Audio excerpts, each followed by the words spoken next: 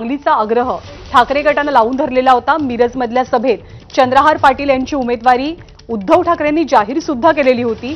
मशाल चिन्हावरती ते निवडणूक लढतील असं त्यांनी म्हटलेलं, पण तरी सुद्धा नाराजीच्या आणि कुरबुरीच्या बातम्या येतच होत्या।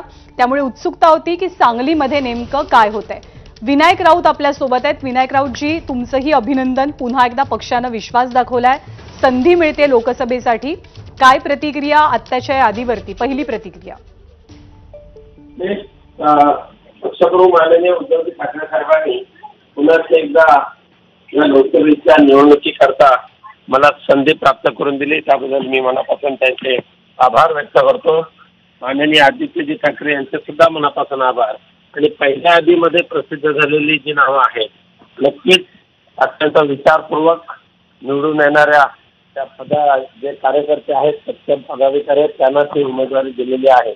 आणि म्हणून या येणाऱ्या निवडणुकीला सुद्धा पुन्हा एकदा तिसऱ्या वेळेला कोकणातून रत्नागिरी सिंधुदुर्गमधून तिसऱ्या वेळेचा खासदार निवडून येण्यामध्ये मला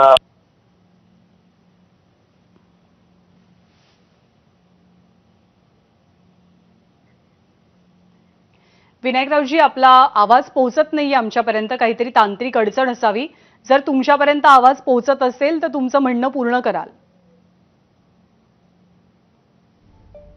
बहुधा काहीतरी तांत्रिक अडचण आहे, त्यामुळे विनायक राऊतांपर्यंत आपला आवाज पोहोचत नाहीये। परंतु तिसऱ्यांदा आपण निवडून येऊ आणि हॅट्रिक करू या मतदारसंघातनं, असा विश्वास विनायक राऊत यांनी व्यक्त केलेला आहे। विनायक राऊत यांच्या विरोधात आता महायुतीचे उमेदवार कोण असतील याची सुद्धा कमालीची उत्सुकता आहे। नारायण राणेंचं नाव सर्वाधिक चर्चेत आहे, त्यामुळे विनायक राऊत विरुद्ध नारायण राणे म्हणजे एक प्रकारे शिवसेनेतच असलेले दोघे जण, म्हणजे नारायण राणे हे अर्थातच पूर्वाश्रमीचे